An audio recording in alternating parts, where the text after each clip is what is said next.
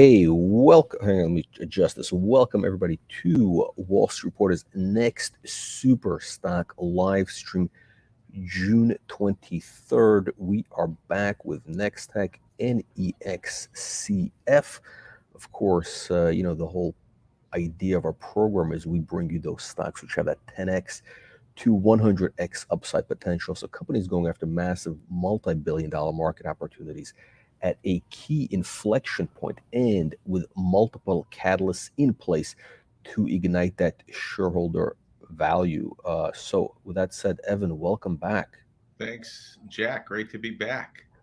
Absolutely. So, there is the reason we have you back. So, I mean, you were just on, was it 10 days ago, not even 2 weeks. But the reason is, look, in the last 7 to 10 days, there's been a massive increase in investor interest in Nextech. It's almost like, early 2020 happening all over again. The volume is exploding. The stock is up 70, I think it was up almost 75% just in the past couple of days. I mean, so it's almost doubled. And I think because the story of the transformation of Nextech is really starting to resonate. I think apparently the market likes what it's starting to see right now. So let's the idea today is we want to get the details on the big things ahead. Yeah, I mean, we've been working really, really hard as a company to create value for shareholders. That's always been the focus. We recently announced that we're essentially pulling the cash out of our e-com business and reinvesting, doubling down in our AR ties 3D and our CAD to Poly. And also, we announced the spinout of our Metaverse platform, which is ARway. And so I think those things combined really position us for this Web 3.0 that's happening globally. That's really the next mega trend, where we saw NFTs and blockchain explode in starting in 2019, 2020, really went into overdrive 2021, and those technologies are just forming. Our technologies built on the back of a lot of the tech that's out there that's just coming to market, whether it's Apple's AR Kit or Google's AR Core, and even Microsoft's Anchors. We're building our next generation tech off of big tech's platforms that they've launched. And it really is opening up a massive opportunity for Nextech and obviously for investors to take advantage of really this pivot that's happening. I don't think pivot's really even the right word. I think Paradigm shift. paradigm shift. Yeah, And it's not, in small compared to a paradigm shift. Yeah, because it's really, the crazy thing is it's not even an exaggeration. This Web3 thing, because originally, we were referring to it as Metaverse. It's really kind of all related. But this Web3 is really gonna be. It's sort of like, I think big. I don't know if it's bigger than the original .com boom, but definitely as big as the explosion of social media. Remember, so in 2008, right? 2000. When did this Twitter, Facebook really start to scale? 2008, roughly. Yeah, I always think cloud computing, right? As AWS, Amazon Web, yeah. Microsoft's cloud computing, AWS. Those have really driven this transformation. 5G is also a piece of that puzzle. AI, ML. All those technologies are converging, and and I've talked about this really starting in 2019, but it's actually now. I remember the first presentation you talked about this, and I was like, "What is this?" I didn't even know what AR was. I was like, I mean, vaguely I know VR, whatever. Yeah. Back then, the metaverse today. Back then, I was calling the fourth industrial revolution. Yeah, that's what I was calling it, and now it's just this metaverse kind of thing that everybody talks about. But Nextech is uniquely positioned to benefit from all this new tech. And when you look at the metaverse, There was just a little thing that came up that said Lowe's is now getting into, yeah.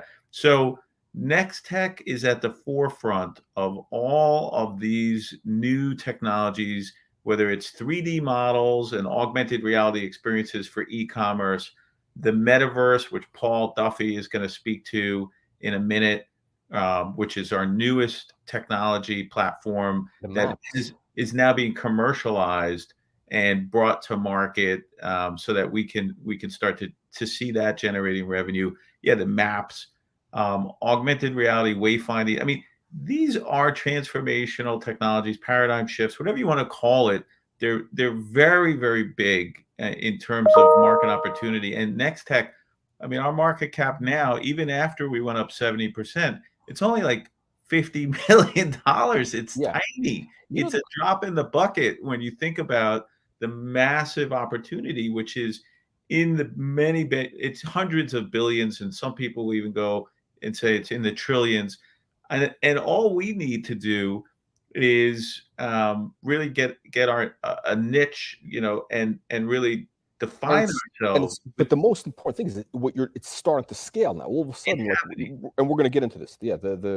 the clients, the blue chip brands are really getting on board. What you're doing with Web3, the 3D models. But I just realized something, Evan. Like you mentioned cloud computing, but like we don't even talk about cloud computing anymore because we've sort of gotten so. But It, the cloud computing thing is like is the business. I don't know. Is it 500? I don't know. Is it $1 trillion business now? it's But huge. it's become so huge, and we take it for granted. But the cloud computing, which didn't exist, I don't think it existed 10 years ago, right? Or 8 years. It Just didn't really exist. It was like it was very early, but yeah.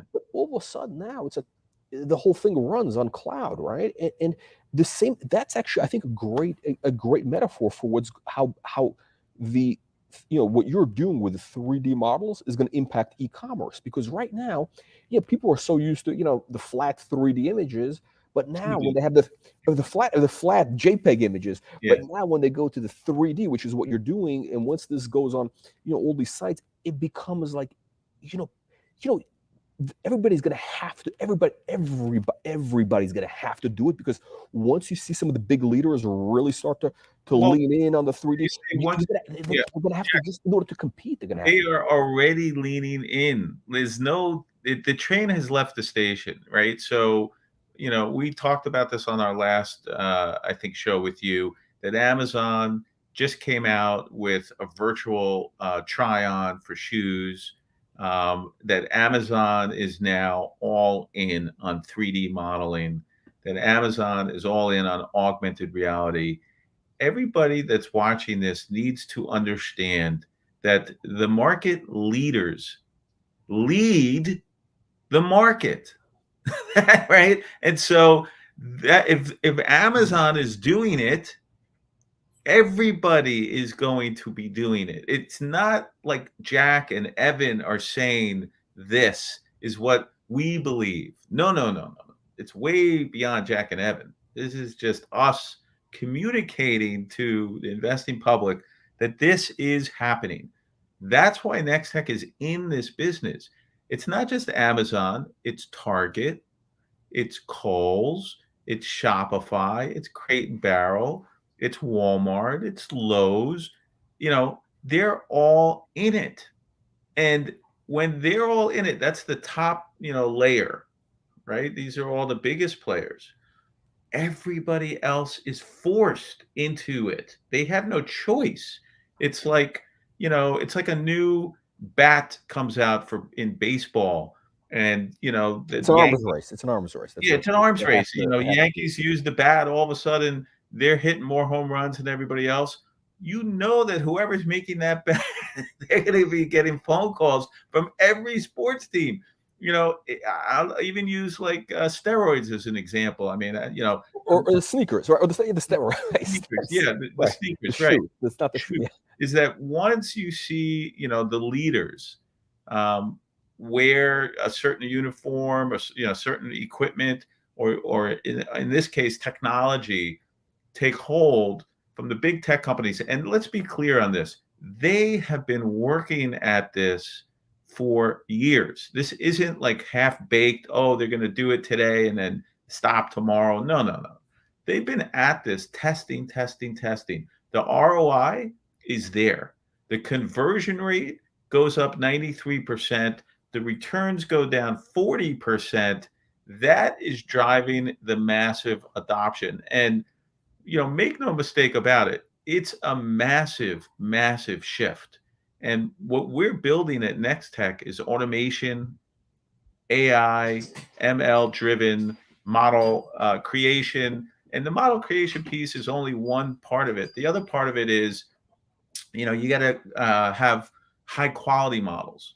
So QA is a big piece, quality assurance. The models have to be essentially picture perfect. Yeah. And I think, Evan, the big thing I think just is the key is to be able to do this at scale. So if you Yeah. have 10,000, and this is why Nextech is right at the epicenter, because from what I understand is basically you're the only game in town when it comes to doing 3D models at scale. Yeah, it's not just that, it's the 3D models at scale, but there's a lot to this tech. It's an end-to-end solution. It's creating the 3D models, but then you have to integrate with other people's websites, with other platforms. You have to be able to track and measure the interaction, the click-through rate, the add to cart. There's a lot of tech built into our tech. So the 3D models is really just the tip of the iceberg. That's just that gets you in the game. But there's a lot, all these big players that we deal with, they have a lot of needs and a lot of demands, and we are meeting them. And that's kind of positioning us for this next generation of growth, this transformation from a 2D to a 3D world. And it doesn't end. 3D models are really just the gateway product, right? To get you into the metaverse. Then it becomes, okay, what can you do with your 3D model? The e-com shopping experience, to be honest with you, is probably the lowest rung on the ladder. It's the simplest use case. But I think once investors start to understand all the different use cases in the metaverse for the 3D models, they'll start to understand the value of what we are building here. It doesn't end with e-com. That's the beginning. And once we build the model, the use cases are going to continue to increase. The value of that model is going to continue to increase, and the value of our platform is going to continue to increase. And that's really why these 3D models are so important to us and so valuable to us. And we don't sell them. We essentially license them. We own these 3D models and we license them to our customers. And then we get recurring revenue, that SaaS revenue that you spoke about. And if they want to take the same 3D model that we created for them, and let's say, they have a Shopify store, for instance, Jack, and they pay us, let's say $15 per month per model. And then we say to them, hey, would you like to move to, let's say, Amazon? And now all of a sudden, they could pay us another $15 per month per model. It's per platform. It's per platform that they're on, they're paying? It's essentially per platform. Let's say they're going to use it in our Metaverse creation app like ARway. They would have to pay again, right? Like these are completely separate platforms. I mean, you're on the web. If you're on the web, that's one platform. The web, is essentially a platform, let's call it. But if you're on Amazon, that's a walled garden within the web, right? That's a marketplace, completely different. It's a completely different business model, completely different. And it's actually, different tech to do that. And if you want to put it in the metaverse, right, in a spatial map, it's different tech again, right? So it's not like that one model, we get paid for once and that's it. No, we own the models, and wherever you want to take it, you want to take it into a different platform, a different walled garden, you're going to pay for us. You're going to pay us again and again. And so there's an enormous amount of leverage that we're building into our business. And, these things take time. It's a snowball. It's like a snow. And here's the thing. I think it's, we got a lot of new people coming into the story right now, so I want to kind of get into kind of a recap of some of the key milestones that you've achieved in the last months, which are the setup for what's going to be in the next 6 months, and then we're going to talk about some of the three parts of the story. Sure. But I think it's the big thing, which is undeniable right now, is that this thing you're talking about, this snowball, like it's really like people watching the news flow in the last week, they're seeing it's accelerating. There's more and more brands coming in to the the 3D, the Nextech 3D models. It's like, and there's a pipeline from. Can you talk about, because I think that's the thing people need to understand, is you're really the pipeline of new business is like really growing dramatically, which is gonna, and that's not even, the real money is not gonna kick in probably for, I don't know how long before, it takes them a while to try. Like Takes a while, yeah. yeah. We have right now, we probably have 30 quotes that are out for signature at any given time. So if you think about that as a startup, so we're signing up deals, but we have like 30 quotes that are out there, right? So, that means we've demoed the tech. They've demoed it. I mean, the customer has played with it. They've asked questions back and forth with our sales guys. We've typically create like a sample model for them so they could see the quality of their product. We typically do that. After all of that, they say, okay, how much will it cost us for 50 models, 100 models, whatever it is, 25 models, and a quote goes out. Those quotes, we're waiting for signatures on, right? But this is this is our pipeline, right? So we build that pipe. There's always quotes out there. Right now, there's about 30 of them, which is substantial. That's a lot of quotes. And again, this is still the early days. This is just the beginning. This is really just the beginning for us. And it's like the cloud computing in 2010. Right before it exploded. What's also interesting, again, as we've mentioned, is we're getting repeat orders.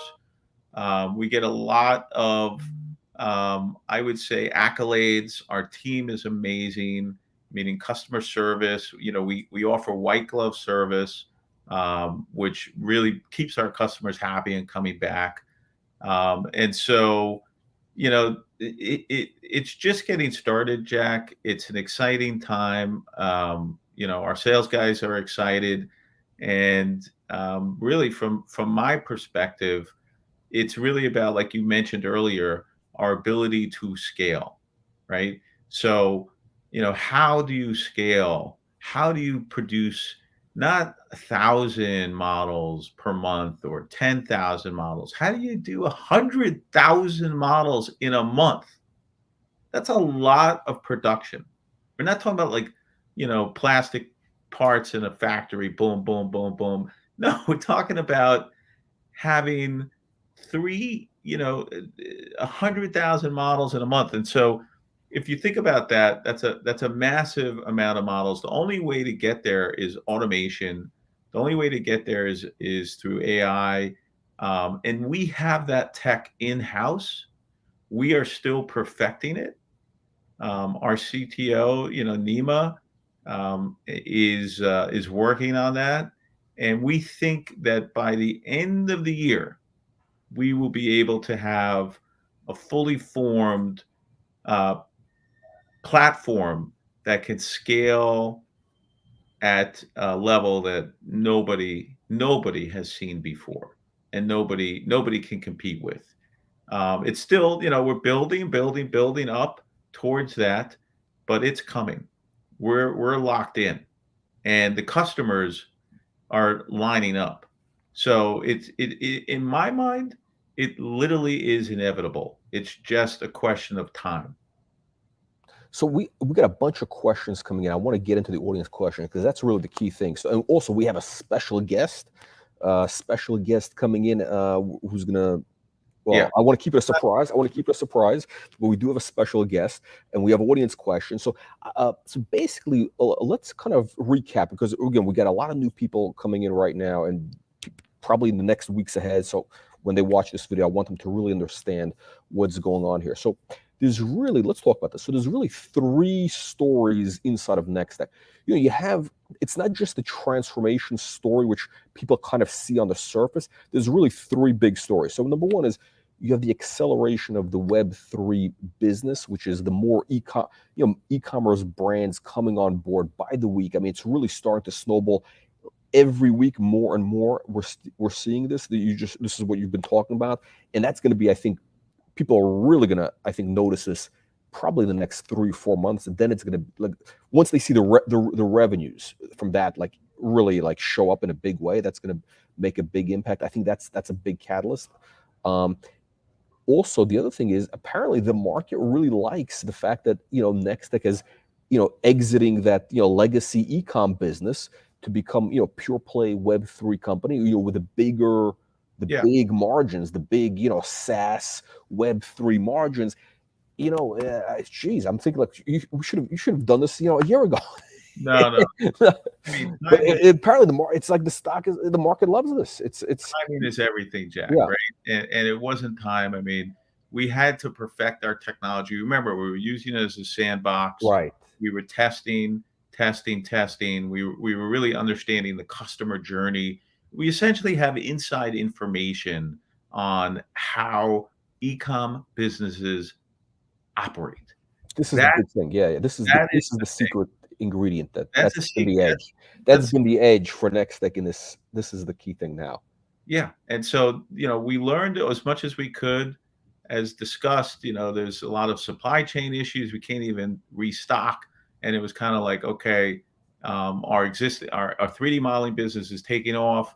The e-com business is starting to struggle. Now's the time to just kind of suck the capital out of the inventory that we have left, reinvest that in to our highly scalable, fast growing Metaverse suite of products, and spin out AR way, and off we go. I mean, I feel great. Yeah, Honestly, I tell you, I think it's a genius move because look, I don't think people really understood it all this time, but apparently now I think all of a sudden they realize, oh shit, this is so basically you were using that ecom business essentially in a way where you can go to big brands and say, look, we're not just a tech company selling you a service. We also we eat our own cooking. We're doing this. We're yeah, even selling like mundane stuff like vacuums and this pet stuff, whatever. We're using this to drive sales, and we're doing what is it, 20, 30 million in revenues. That's not a joke, right? So, but it's the problem is it's a low margin business, which people the e-commerce, especially in that area. So you're getting rid of it. That's great. And now number three, the other big thing which people are starting to realize, which I don't think anybody kind of understands quite the extent of how big this is. You've been hinting at it, is really unleashing the built-in value inside of the Nextech technology assets. So these value creation catalysts that are in the stock right now, and only one of them is just announced, which is the spin out of the AR maps business, which is monetizing the metaverse, and that we're going to be talking about more, right? And I think you mentioned on one of the live streams that potentially there's $1 billion of value to be unleashed. yeah. I believe there is. I think look. We just talked about it. The CAD to poly technology, the ability to create 100,000 models in a month or more. That's worth $1 billion. That is a monster. That is something we're building, that we're developing. The AR way acquisition that we made, over the summer, we're spinning out now.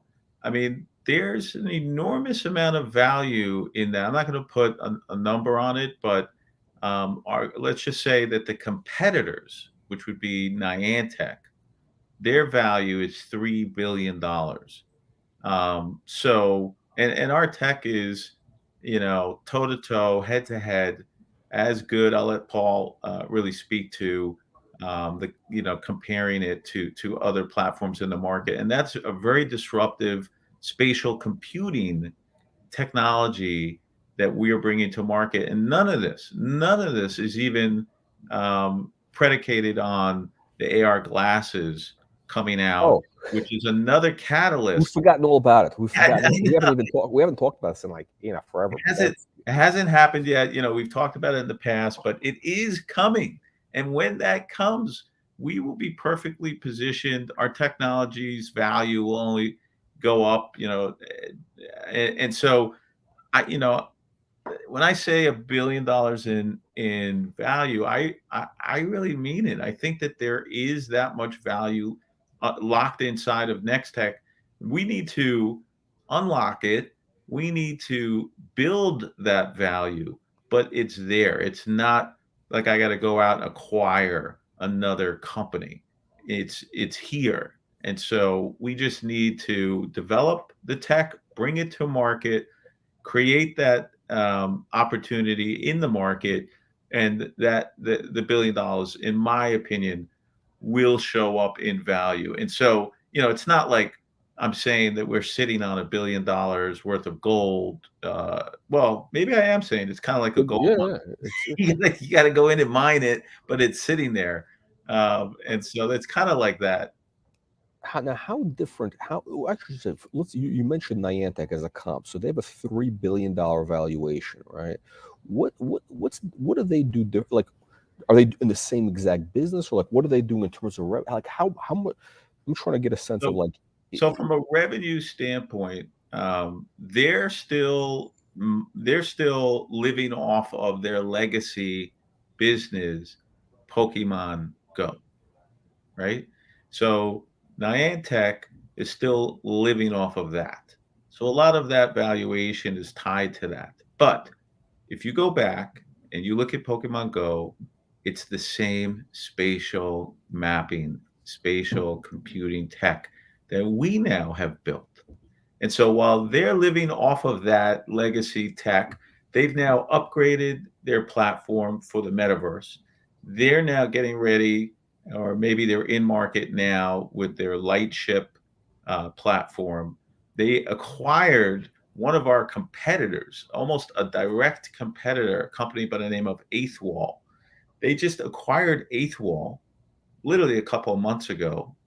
And so when for you how look, much? How much? Do you know what was the it was valuation? a private transaction, so I don't know Mhm. how much, but I've heard it's 100 million kind of range. So, but if you think about it, Jack, think about what I'm saying. Here's a company worth 3 billion. Nextech, has a Eighth Wall they just acquired, similar company to our Metaverse suite, 3D modeling and human hologram platform. Then you have spatial computing, again, similar. We're worth 50 million Right now, it's the right market cap now. today. Yeah, Yeah. So yeah, they're worth 3 billion, we're worth 50 million. yeah. The race is on. Obviously, we have to play catch up, right? They're way ahead of us. They just raised 300 million, so they have a war chest. So they're the bigger player in the market. But the thing is historically they have focused exclusively on gaming, and so we're not focused on that. And just to be clear, the opportunity is massive. There's enough room for two players. Your focus is the e-com business. Basically, the Well, Web3 for e-com. yeah, that's on the 3D model side, but You're talking about the spatial spatial, yeah, the spatial computing. mapping, which is the AR maps business, Yeah, monetizing the metaverse. Okay, that's the thing with which Paul is going to be talking about. That's that. Okay, yeah. so yeah, actually, okay. Now I was referring. Okay, so I was referring to like the 3D model business, like in terms of competitors, like peers in that space, Oh, okay. Just valuation yeah, just in wise. that space, there really aren't many competitors. There's like 2 or 3 companies, but they really don't have an end-to-end solution, and they don't have the secret weapon, the CAD to poly. They do not have the ability to scale, the production of 3D models. But you know what's interesting? What's interesting? It's kind of just clicked. I don't know why I didn't get it before, but okay. So the spinout, the AR Maps spinout, that is actually that's the direct. Most I don't want to say direct, but a pretty good comp is this Niantic Yeah, essentially. no, I would say, I mean, we'll let Paul speak to Yeah, that definitely. because there's a few, but yeah, I would say yes. That's So the that is going to be, I think it's going to be very interesting for the market when this stock spins out, because that's going to be like a pure play on that kind of monetizing the metaverse, and it's really interesting what he's doing there. But I think the other thing is this is not the only potential spin out. I think you've kind of hinted at there's other technologies in yeah, house. yeah, And, Nextech has always been very kind of like, I think what's exciting about the company is that you're always willing to take a chance on new tech. It's like that is the true business of technologies is to constantly innovate, take chances, take risks with new things. Some things work, some don't. But if something really connects, it could be hundreds of billions of dollars. I mean, really. I mean, yeah, it's the yeah. more risks you take, the bigger it's at some Yeah, point. This is risk reward. I mean, yeah. yeah, I mean, in a lot of ways, I've taken a VC approach. When you think about the spin out, ARway is going to be the template, but Mm. there is a plan to do additional spin outs to create value for shareholders. And so I'm still working on it, but the key is that we want ARway to be a success, which I think it will be because it's going to launch with a market cap of less than 10 million Canadian. Oh, it's very No, compelling. That's like it's going to be 60 like, million US. That's yeah, it's for going to be a seven, 8 million. And so whoever gets in, like again, all the Nextech shareholders that own Nextech stock will get free shares in the spinout ARway. And, with such a low market cap, you can see a dramatic return. I mean, for it to go from, let's say to equal the next tech market cap, that means that stock would go up 500, 600%. it could eclipse. I think actually, Evan, I don't want. I really Yeah, do think don't say it it. could eclipse next tech. Because it's just a new thing, and it's much easier for the thing to move. Like Well, just well, because Here's the thing. When you say eclipse next tech, let's be clear. valuation wise, Nextech is yeah, going to be the single largest shareholder in right. the spin out. No, So no. I mean, like in terms of the first, let's call it a couple so months. Yeah. so think about it like this. If the valuation of that goes to, let's just use Let's say 100 million. Let's just say 100 million, just for argument's 100 sake. Yeah. million. Nextech's value, just based on that, will be its current market cap, which is like 50 million. So our market cap will be something like half, whatever that goes to. If that goes to a billion market cap, Adding plus, so it's 50 yeah, million I'm plus. saying just in Yeah. the shares, just in the common stock that we'll own, our Mm. market cap could be, as if that's a billion, we Yeah. would have like 500 million, let's say, in our of the value of our stock. Nothing to do with AR ties 3D Yeah. and our other businesses. I think also you. So, Jack, I just want to make a point here is that the more successful ARway is, the more inclined I'm going to be to do more spinouts, right? Because if our valuation goes up on the spinout, I'm going to just be like, okay, that's a great formula for continuing to increase the value of our stock for our shareholders, where they continue to get spinout shares for free. I mean, I love this business model. I mean, think about it. You own one stock and you keep getting more shares for free It's the unicorn laying more unicorn eggs. in more spinouts that it's like it never stops to give you a return on your investment. That if you buy our stock today at 50 cents, some of these spinouts can be worth more than our current share price, right? And so from my perspective, as an investor, if I'm an investor, I love, and I am an investor, right? I'm the biggest investor in Nextech. I love the fact that I'm going to get spinout shares. And I want all of our investors to get spinout shares. And, Oh, if we we should also add, originally Nextech was a itself spinout. was a spin out, which people let's use. I mean, could that be a potential, a prelude to the future? Because Nextech was a spin out. I think it started trading at, like, was it 20 cents or 25 something? cents, 25 25 cents. cents. Yeah. Is that Canadian? Canadian, right? Yeah. Canadian or This is American? a template. This is a Yeah. template. When I spun out Nextech from the previous company, it was the exact same structure. Okay, so basically, people got the Nextech shares at 25 cents Canadian, which went to $10. Yeah. Right? I think $10 and a few cents, right? $10, Yeah. within 2 years, two Yeah. years of that, right? So that Yeah. was like a 40. Is that a 40x? 70x. 70x, 70x, 70x, and now it's happening again. So I mean, listen, I don't want to sound too promotional, because we don't want to, like, because Yeah. it's a Canadian. Yeah, Yeah. there's the Yeah. Canadian Let's regulations. bring I on. don't want to Let's. sound, Yeah. but the So, reality is this: the reality is there's value to be unlocked, and we know for a fact that, look, when you have strong comps like you have with this Niantic, other companies, if a stock starts out at 5 million market cap, there is a sort of a I don't want to say vacuum, but there's an easy path for new companies to, once they pop out of the gate, to, we have seen in the past look, things go up 10x plus. they close the valuation The gap. valuation, right? Yeah, that's what ends up The happening. valuation gap, yeah. I think, Jack, what we're leading up to is bringing in our next guest, because we're really Oh, talking of course. about his company. Paul Duffy is going to be the CEO of the spinout. I'm going to be, chairman, and there's going to be an enormous amount of excitement, I think, in the market, and especially by customers are excited, and I'll let Paul speak to that. Okay, so let's bring our special guest on, and then we're gonna come back for Q&A. We get a lot of audience questions, so let's get Paul.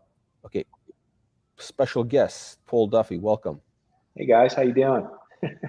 Hey, Paul. Great, Paul. Thank you for Good. waiting. We've got, Yeah, Like, how much time do you want me to take up here? as much as you need. As much as you need. I'm sorry, Paul. Jack likes to talk a lot. I know. He's trying I to pull you apologize. in. Nah, I'm kidding. It's no problem. No problem. Yeah. Well, why don't we do this? And listening to everything you're talking about, we've definitely put a stake in the ground and are attracting some unbelievable interest. I know we've been on a few earlier presentations talking about early adopter programs, and that's really what I'm referring to. I'd like to, if you could, give me a few minutes just to talk about the market. I'll share my screen, bring up a quick deck, and then I want to really illustrate why we're getting the traction that we're getting right now, because I think you'll see it. Can you see the screen okay? I can, unfortunately. Yes. Yeah. Okay. Yeah. Okay. I see. Okay. I see it. And if you just want to go to a full slide, full, Yeah.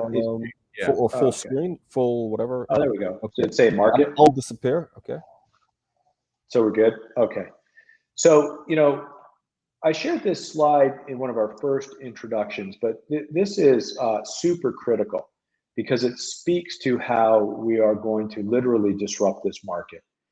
What you're looking at here is the technologies that are being used currently inside what they refer to as the PLAN market. That's the positioning, localization, and navigation market. And this is for indoor navigation. So these are sporting venues, hospitals, airports, shopping malls, all forms of retail. We talked earlier, you guys talked a little bit earlier about retail, museums, exhibits, and even trade shows.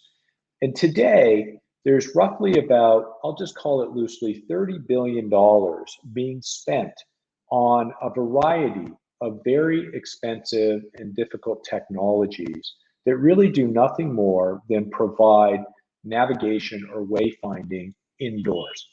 And of course, what's really exciting about all this is because we've become so used to Google Maps, Apple Maps, Waze, and other smartphone-enabled mapping, we don't even think about it anymore. We just bring up a map and it guides us. And so when we looked at our technology and how it could fit specifically into this segment, it became very clear that we could totally disrupt this space. Our platform, which is an app, a web portal, and an SDK. It's a complete no-code spatial computing platform for the real-world metaverse. Allows any operator of a property with no capital expense, zero, to go in and literally turn their existing airspace into, for lack of a better term, a rental opportunity. And it sounds a bit nutty, but bear with me. You can go in and you can use your smartphone to create a spatial point cloud. You can put it onto our web studio, happens automatically. You can then create all the locations and touring and navigations that all those prior technologies showed you. But you can do it at roughly 1/100th of a cost. So the fact that there's zero upfront hardware installation and no need to maintain that hardware is just at the beginning an amazing opportunity for us. That's why we're getting so much interest and so many early adopters. But the truth of it is that's just the start, and this is why we will dominate this market. When you think about the fact that you can go in now and create a spatial point cloud within a property's space, first of all, the wayfinding is helpful for the natural outcome of leading you to where you want to go. But what do property owners want? More times than not, they want the rental space or they want to make money within the confines of their building. And so in the world of spatial computing and the metaverse, we can add all forms of 3D interactions, sponsorship, banner activations, and all forms of AR, augmented reality. So we take our AR-tized 3D capability, weave it now into the metaverse, and we can provide a full-on opportunity to monetize that airspace. And then the final piece in all of this is that we're able to use location intelligence and analytics to better understand how to serve that market. And so we have literally just been sort of softly introducing this. Remember, Nextech has hundreds of clients in the 3D AR world. We also have hundreds within the events and trade show space. So it's easy for us to reach out to our existing customer base and socialize and gain insights into this. So we've been doing that for quite a while, and it's worked out phenomenally well. But what we've landed on is a totally disruptive technology into a market that at the moment has nothing to really compare with. So we can produce the meta maps, we can produce the spatials, and we can produce the location intelligence and the analytics from this whole piece. So how big is this market? Jack, if you think about it right now, our buyers are the operators of the properties that you see here. So you've got everything from retail to stadiums to museums to hospitals, casinos, cruise ships, etc., all the way down the line. Our pricing model and the way we step into this is it's a freemium to start and you move up the grade to premium. And at an average price point of about $15,000 per annum, we've easily got over 1 million ideal customer profiles that we can target. And so that's literally where we're starting, and it's getting super exciting for us. So let me just give you a quick example. Can you guys hear me okay? Still going? I'm gonna go with yes. Paul, we hear you, yeah.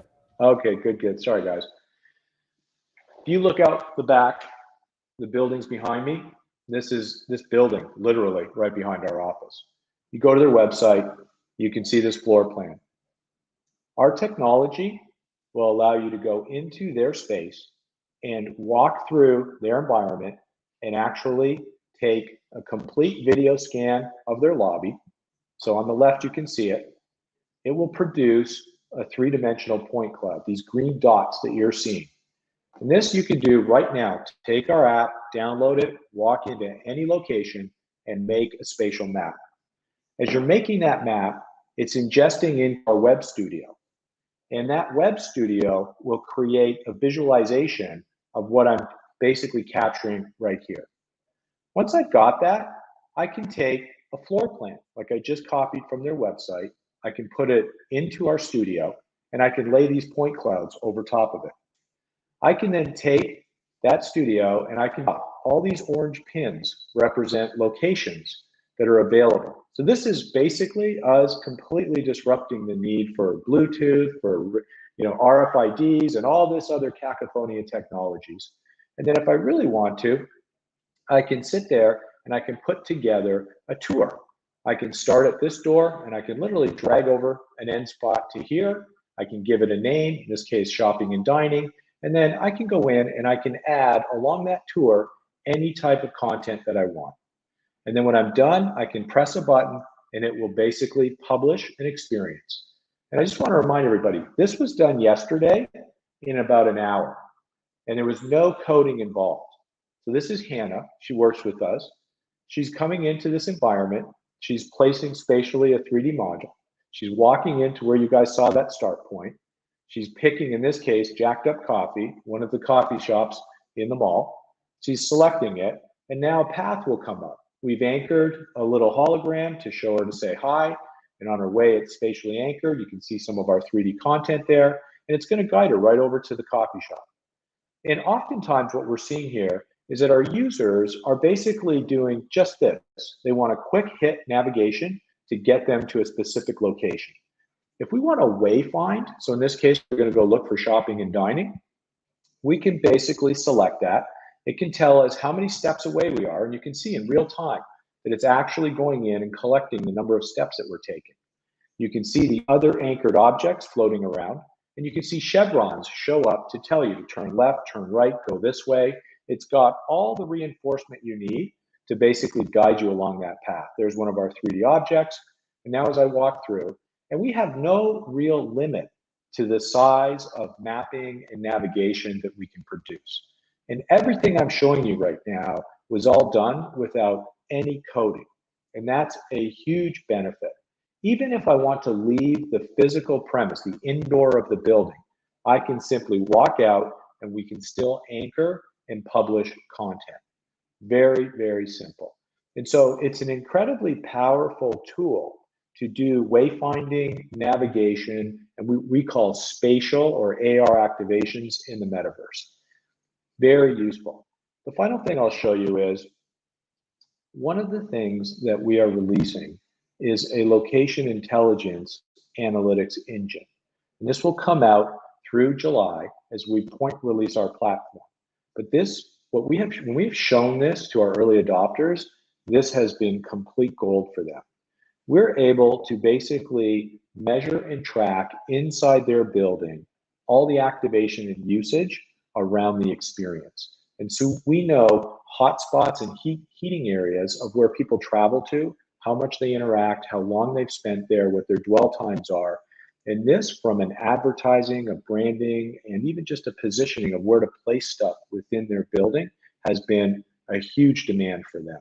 So Jack, it's with these types of capabilities right out of the get-go, I'll stop sharing and we can start talking, that we are seeing enormous interest right now from our early adopter market. Paul, I think that was fascinating. I think it's important for our audience to understand that if you think about technology that goes viral or that really takes off, like YouTube, Instagram, or TikTok, or those platforms, what is the secret ingredient? The secret ingredient is their creator platforms, right? That's the thing that's the common denominator on all of them, right? Like the creator, even Facebook, right? That was like maybe the first big one, right? So now this platform, you can't totally tell because you had Hannah there, but imagine the entire YouTube community, the entire TikTok community adopting this technology. That's what this is, right? It's a creator. Oh, I get now. I get it. Hold on a sec. Wait, that a little bit, Paul. So wait. So you're saying that basically this can go viral because now anybody can create their own map. Let's say, I don't know, in a museum, for example, right? In the Louvre, or in a, I don't know, casino, whatever it is. Huge spaces, right? Places that are 100,000, 1 million square feet. people Yep. create their own tours, and with their own comments, and of course that can be monetized with ads, and Yeah. basically So, you're doing the same thing like Google. yeah. So think about it like this: and correct me if I'm wrong, Paul. So a place like a casino, Yep. they would own, or a stadium, they would own their map, right? Like, that's a walled garden, right? Like they would basically create a map, and then the experience you have there would be curated by them, right? But outside of that, in the wild, anybody can create a map, right? Yeah, anybody can. What I just showed you yesterday was produced in 30 to 45 minutes. And there was no coding involved at all. The content was easily dropped in, but you notice most of it was dropping locations and entering text. But the entire platform that we have, and this is why we think it's a phenomenal opportunity, it is truly a no code. So you don't need to know how to cut code. So Niantic, Matterport, and all these other gaming type environments require a pipeline of developers, creators, etc. Here, if you can build a PowerPoint presentation, you can build a real world metaverse experience. And that's phenomenal, absolutely phenomenal. There's zero barrier to anybody being able to create content. And then because you can go into anybody's space and use your phone to create a spatial point cloud, in theory, your TikTok, your YouTube, you can be anywhere now. And you can be beaming in and making any kind of content that you want, and then making it available to your audience.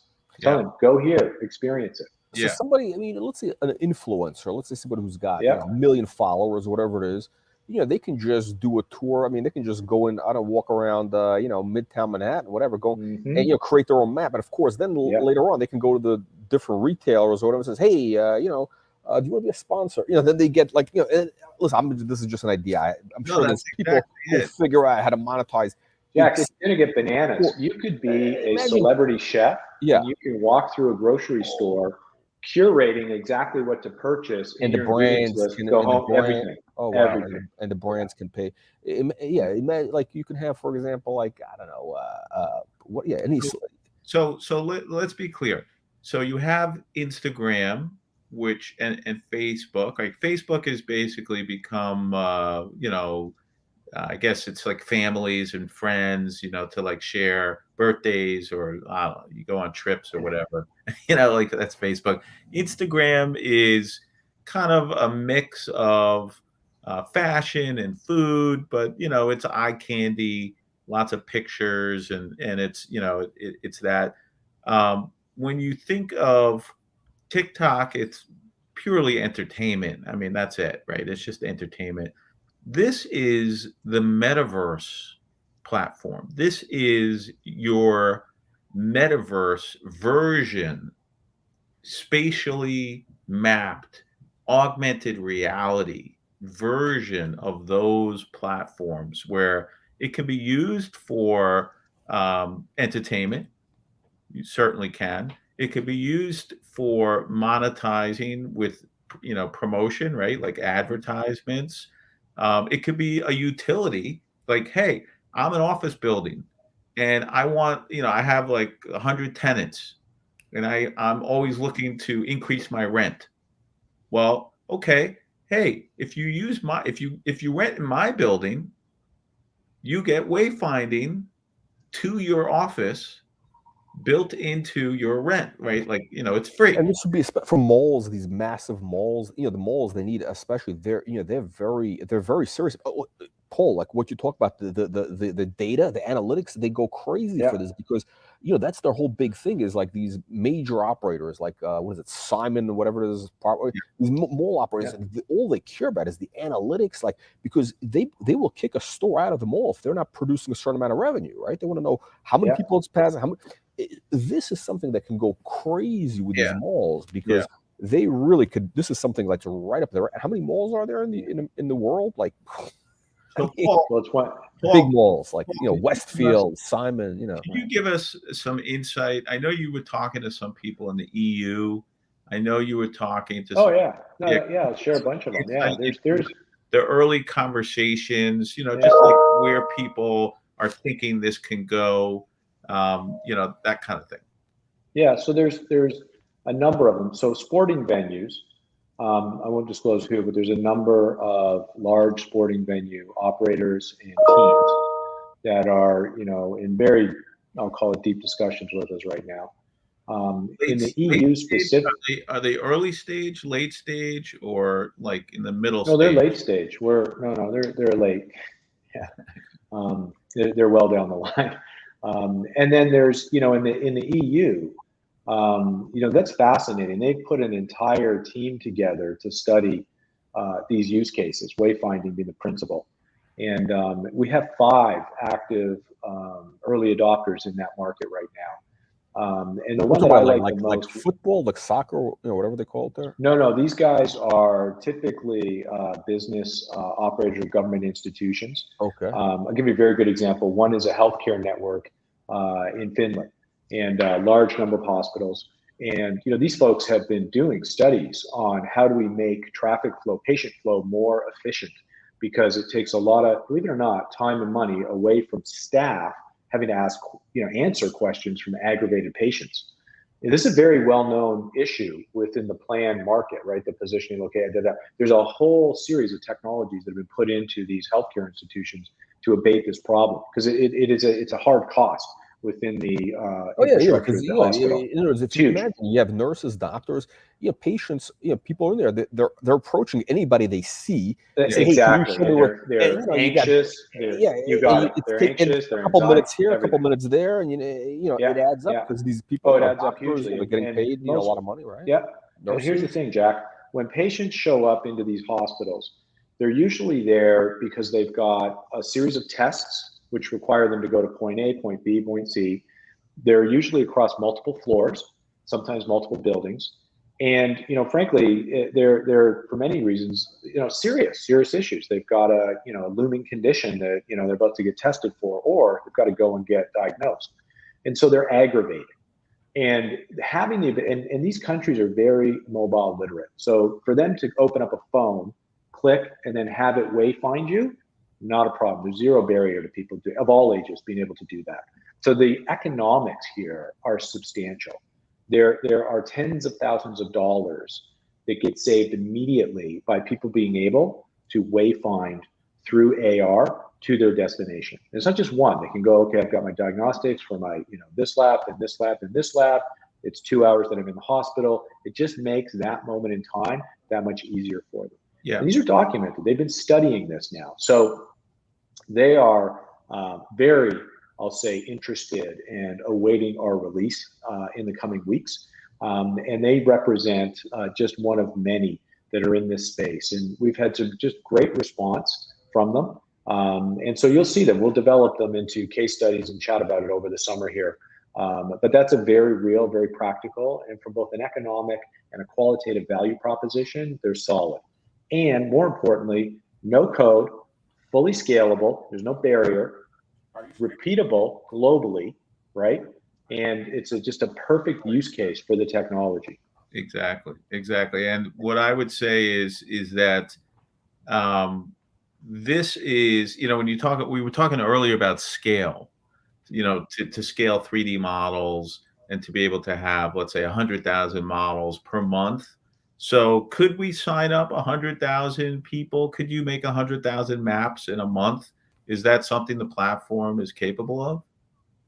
Today, I would say no. Within 30 days, yes. Well, we're just releasing. No, I don't mean today. I mean, within once it's released. Yeah, once it's in market. Is that it has that scale? Could it do like 1 million? Is there any limit? I guess is really what I'm saying. There's no hard limit. In fact, our goal is to incrementally get us to the point where we feel internally we're at that how do I say this without confusing it? Netflix level of scalability. In other words, global deployment. There's no real concern of where you are in the world coming in at the same time. All of that, those issues have been well thought out. I mean, we've been working on this for quite a while, and that's our anticipation, right? Our end state is that this is one of those, just like everybody uses Google Maps and Apple Maps, this we want to be the exact same thing inside a property.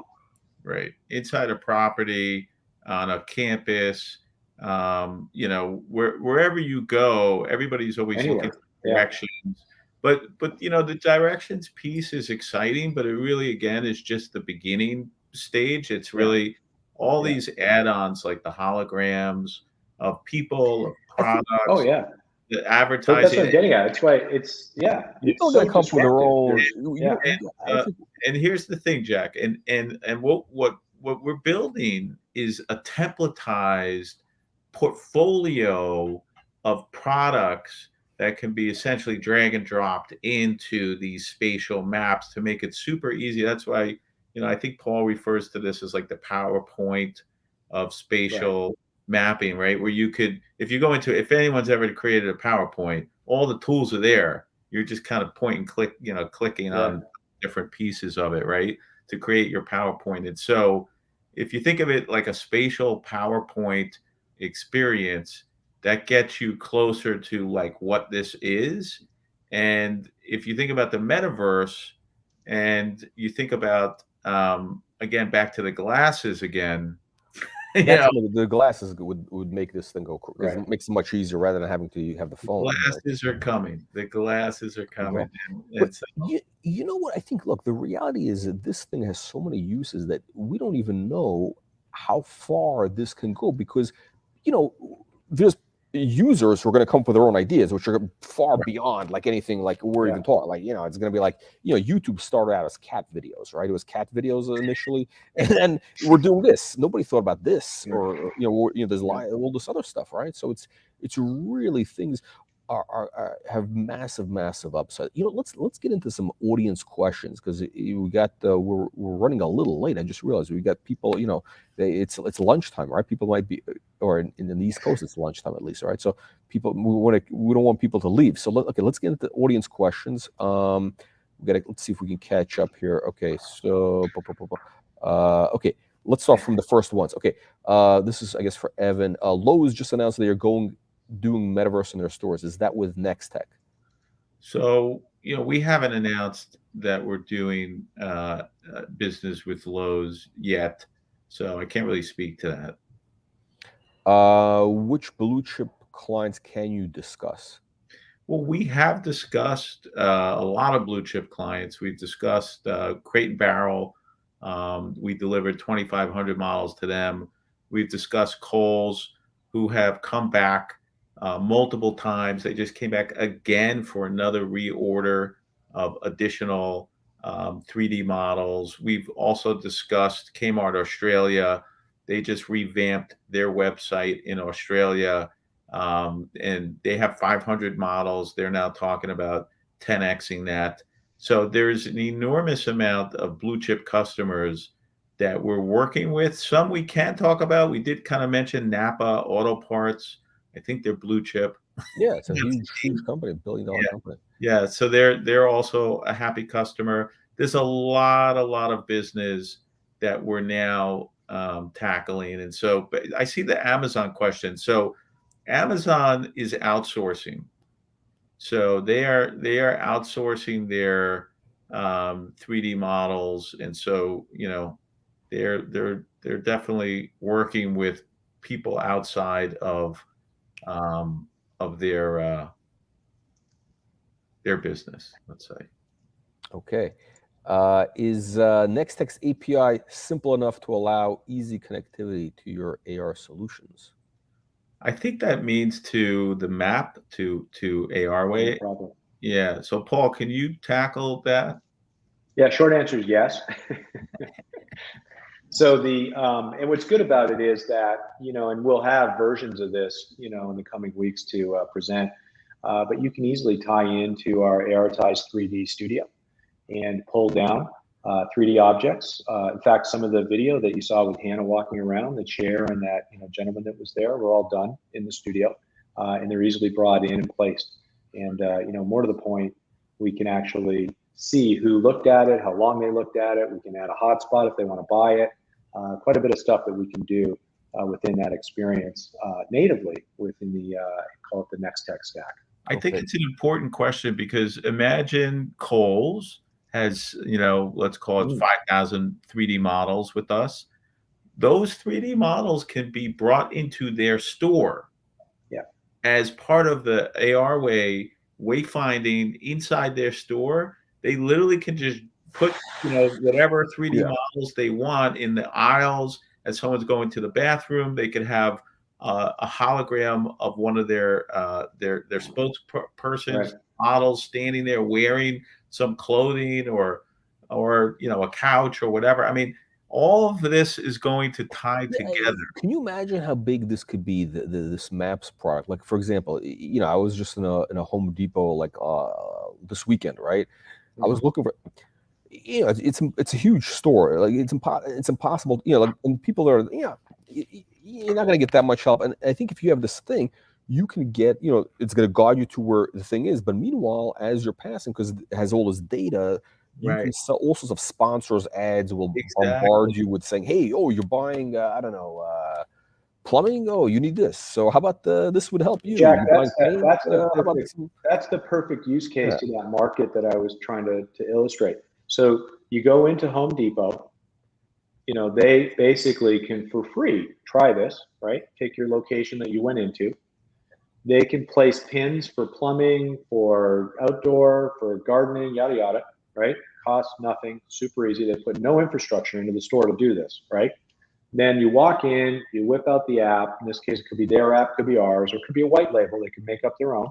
And then basically they just enter plumbing.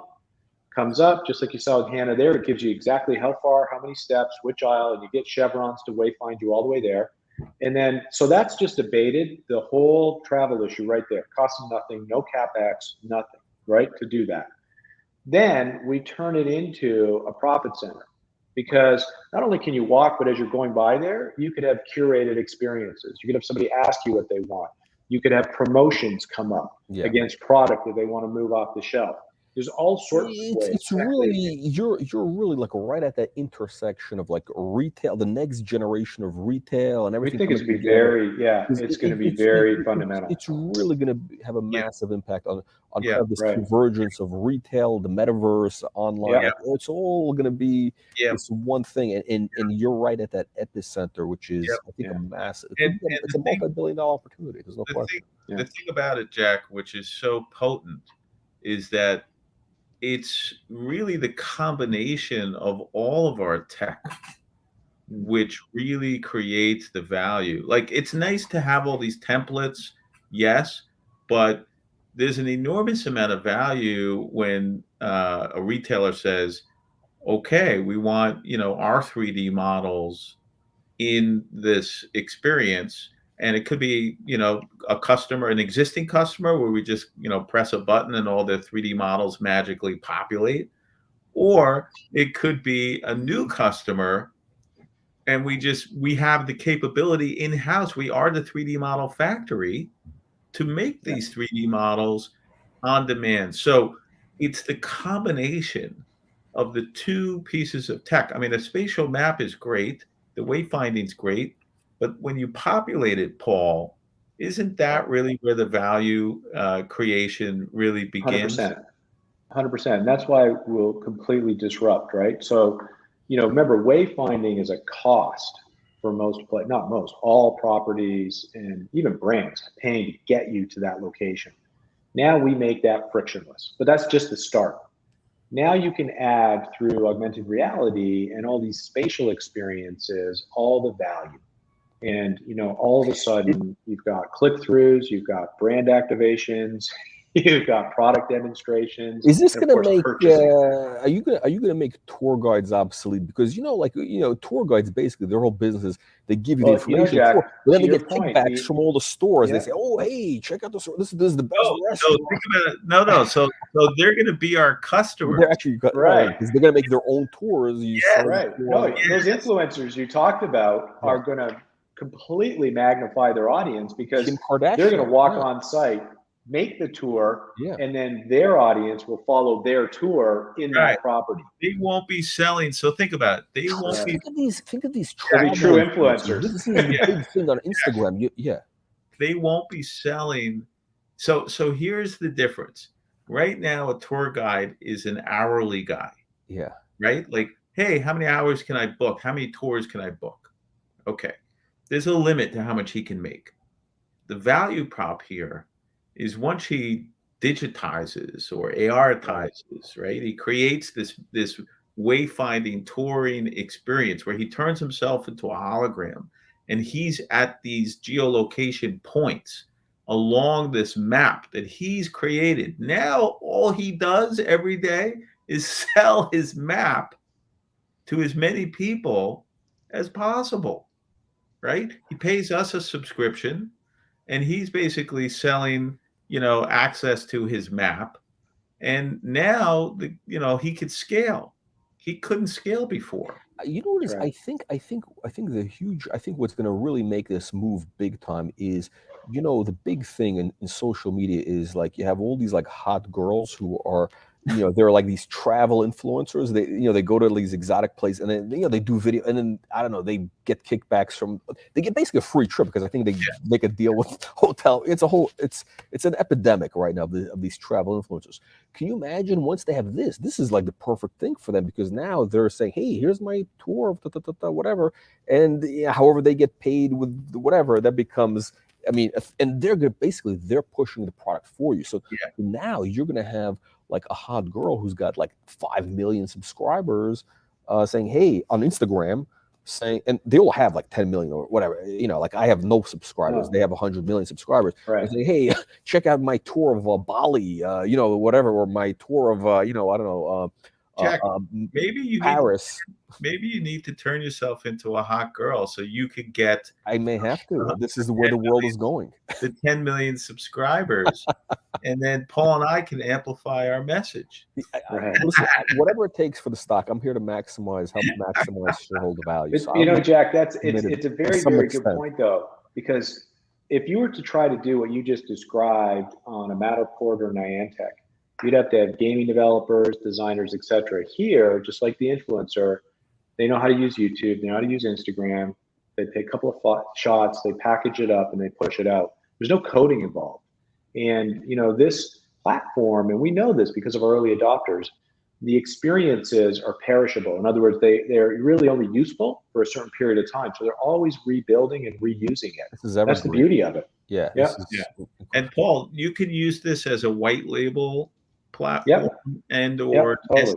SDK, right? So it's a full-on platform. It has an app, it has a studio, a web studio for massive development, and then an SDK, so you can create an end-to-end pipeline.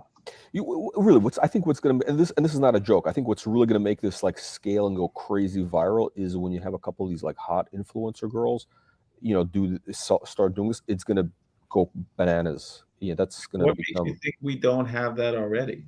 I was going to say, there's, I'll leave the hot girl comment out, but the influencer, 100%. Oh, okay. Yeah. Okay, let's get to some audience. Let's get to some more questions. I hope we can cover everything here. Okay. So Bart asking, are you planning on getting into partnerships with Meta or Snap? In the world of spatial, I think it'll be inevitable. Something will happen along those lines. What's interesting is, and again, just within our own network, the partnership discussions that are coming at us are substantial. They're very significant. They're not with Meta nor with Snap, but I sense, given the people we are talking to, that that will eventually occur. But by the way, just so you know, this is interesting because this is like it's just the way the world works. Like on Twitter, there's we have a couple thousand people. There's there are these girls who do trading tips, whatever it is. They have 100,000 followers, right? So I see today there's one of them posting what the hell is it? I forget what, but she's at some like NFT convention in New York right now, and Sure. she gets 500 comments. She's like posts a picture of herself and saying, "Oh, I'm at there's like 500 comments." Or we put up a thing about Nextech, we get 2 comments. So imagine, and she's like, I never even heard of her. I mean, she's like, so imagine her, if she had your thing at that convention, the NFT convention today, she could be, the star of the show, basically. Well, just a couple of things, Jack. I mean, the reality is that everybody's going to be using this platform, hot girls or not, doesn't really matter. It's going to be athletes. It's going to be movie stars. Yeah. You're going to be able to see all walks. Imagine your favorite athlete, whatever it is, at the NFL state, whatever. He like this guy does this tour. Hey, this is where my favorite place to get a beer or whatever it is, and Yeah. here's where the merch is. By the way, So our experience with the early adopters, at least with Nextech's previous technology, like our AR ties 3D, if you look at 3D models, the people that have been the early adopters have been big box retailers, right? They've been the ones who adopted early and invest early. So that's, Wayfair and IKEA and Target and House and, all these big boxes. And so if you think about the people Paul's speaking to, they're all big name companies and entertainment venues and things along those lines that are looking to be the first to market, the early adopters. And we haven't even really talked about, maybe we'll save it for the next, maybe we'll do a full show on NFTs and blockchain and how that lends itself to this platform, because it really is a great fit for ARway as well. okay, let's see if we can get we got a bunch more questions coming. Okay, so okay, a bunch of people are asking us, how are you going to be able to handle like a huge influx of orders for the 3D? This is for the next step, the 3D modeling business. Let's say you get the big whale. Can you scale? Can you meet their demand for the 3D models they need? So, I mean, we're positioning right now. We are building that capability right now, as discussed earlier. The CAD to poly technology, which we're building, will allow us to scale. So, that we have filed. I see the patent question. We have 5 patents, 5 that have been filed. How many 3D models can you produce in a month? This goes back to the ability Yeah, to scale. let's put it this way: we flex up and flex down based on demand, right? So we've produced as many as 3,000, but the goal, I mean, again, this is early days. The goal is to get to 10,000 and 20,000 and 100,000 in a month. And to get there requires a significant amount of technology, AI, ML, stuff that we're building right now. So, we can't go. I mean, with our existing tech, we could probably push it to maybe 10 to 20,000 in a month, but that would be, um, let's say, driving a car at 180 miles an hour, right? You're redlining at that point. To be able to get lift off, where you're like a jet going at Mach 3, you need a jet engine, a completely different technology. It's not a car engine. You need a jet engine.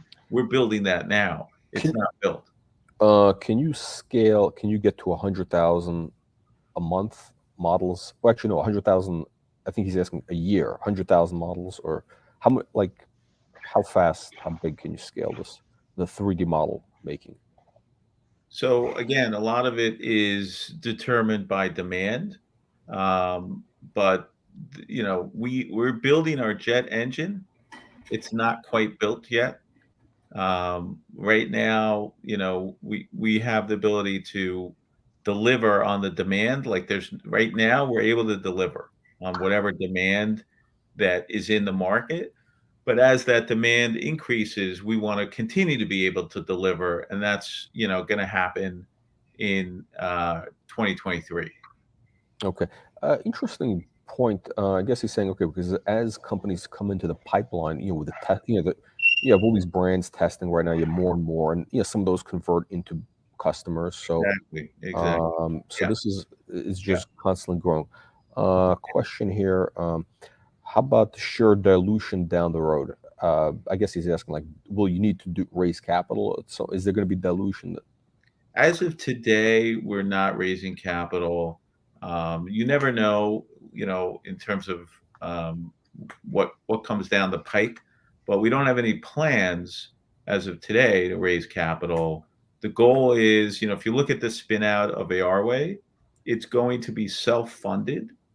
And so if we do more spin outs, those companies will be self-funded. We will not have to raise capital because they will be raising capital independent of Nextech. So, that's kind of where we're at right now. We feel good. Okay. Let's see here. Okay. A question about the AR glasses. I think what the guy's asking is, I think really what he's asking is how much of a difference will that make once the AR glasses hit the market? Is that gonna? I think it's 100x, Jack. I think it's one of your 100x's. Like it's that big. But literally this, yeah. What do you think, Paul? Oh, You think for sure? Yeah, no. I mean, you know, I don't want to put too fine a point on this, but Evan's not. He's completely on. This is going to change everything. The reason for it is, you're not going like this with your phone and doing stuff. You're basically like this, tap your phone, and now everything's there. And in the real world, you've got a mesh between the physical and the digital seamlessly. And like all tech, it'll come out a little bit, at first, and then it'll go woof. And within 2 years, you'll be like, I can't believe we never had this. I just realized something. I keep using that Home Depot example because well, that's a perfect example. You put your glasses on and it'll take you right there. No, but forget about their employees. If their employees have it, then they know exactly where everything is at any given time, where the inventory, because they can get stuff on their, I guess, messages. Well, Jack, this is low. Go here with our platform today and glasses, because that's what we're shooting for. I think in an earlier you were going, go where the puck's headed. That's where we're headed, right? In that analogy, that use case, it's perfect. The Home Depot associate will be a hologram that will probably sit outside of that building, that will come into your glasses remotely through our platform. You do that right now, beam in and talk to you while you're standing looking and holding the product. And if you need to, you can tap and the product comes out of the box and materializes. And now you've got a fully assisted sales experience right from the get-go. Yeah. No, so things are really cooking. I said, okay, there was a question. I think I can't find it, but there was a question on how many shares is somebody going to get of the spin out? If you own 1,000 Nextech, how many shares? So we've previously announced that Nextech shareholders are going to get 1.6 million spin out shares of ARway for free if you own Nextech, which means if you have 1,000 shares of Nextech, you get 16 shares. Every 10,000 shares is, 160 shares. So, my thinking, and that's the minimum, right? It could go up. It's possible that Nextech could issue 2 dividends. We could dividend this first piece, and then at some point in the future, we could do a second dividend. And so there's lots of opportunity for investors to participate in ARway through Nextech or through ARway directly once it starts trading. Okay, so listen, bottom line, I think the takeaway is this. There is, really, this is Nextech, you're doing Web 3.0 right now. I think this is Nextech 3.0, where the new where the company is going right now. It's like you had Nextech 2019, that was like Nextech 1.0. 2020 when we had the acquisitions, that was Nextech 2.0 with and now it's really this is it. This is you got the map spin out happening, the value being created, the 3D modeling business is really starting to accelerate. Pure play now, it's a pure play tech company with margins, and that's, I think, the big thing. I think people apparently this is the big thing, is people now realize, okay, pure play tech at the leading edge of the hottest trends. This is going to be the biggest thing. And I think the market apparently likes what they're hearing. That's why the stock has been climbing. So yeah, not just the market. So let's be clear, and then we can end it on this: is that our customers are telling us that this is what they want, right? So, we could sit around and pat each other on the back all day long. But at the end of the day, the fact that Kohl's keeps coming back for more, Crate and Barrel, Kmart Australia, all these big brands is amazing. And Paul's having that exact same experience. We haven't announced, all the deals that Paul's lining up, but they are lining up. And, so the point is that the customers ultimately dictate whether we're right or wrong with our predictions on the market. And I think it's fair to say, Paul, and, correct me if I'm wrong, that you're getting a lot of positive feedback from customers. Oh, yeah. Yes. Okay, guys, on this note, thank you for the update, and thank you everybody for the great questions today. It's apparent there's a lot of investor enthusiasm really starting to bubble up for Nextech. I mean, to me, it feels just like November 2019 when the stock started ramping up. On the way to that mega high. Let's see if lightning strikes twice. Yeah, it's like It'll be exciting to watch. Remember 1999, right? I think, right? And now 2019, and now it's 2022. And the interesting thing is, all those leading edge technologies that everybody thought was hype in the late 90s, all of a sudden it became mainstream. Like the .coms, there were, all of a sudden a couple of years later, Amazon was on $1, whatever it was, like at the bottom. It was, I don't know how low Amazon got, but it was like, I think it was like $5 or whatever, and then now it's 3,000. All of a sudden, people thought it was going to go out of business. There was a real talk that Amazon would be going out of business. Well, don't forget, Apple was also another example. Apple was going bankrupt. So, I mean, and don't forget, Tesla was going bankrupt. Yeah. And don't forget General Motors. I mean, but the tech companies, it's interesting. All the hottest companies, Amazon, Tesla, Amazon, Tesla, Apple. I mean, Apple was left for dead. I mean, I think the stock was like $1. I think the key. What's the common denominator? And then again, we got to end this. This is it. The big technology company. The denominator is transformational technology, was trying to be brought to market and developed. Amazon transformed online shopping, right? They start out with books, and now you buy, your underwear there, right? And when you look at Apple, they started out with, I remember it was like a niche platform just for graphic designers, right? And now everyone has an iPhone in their pocket. It's like become ubiquitous. And what was the third one? We talked about Amazon, Tesla. Tesla was basically going to go out of business. Nobody thought that they could crack the code. Everybody was saying, like, there's no way that this upstart is going to beat out General Motors and Ford. Like, there's no way on earth that that's going to happen. And there was a huge short position, meaning billions. Yeah. And guess what happened?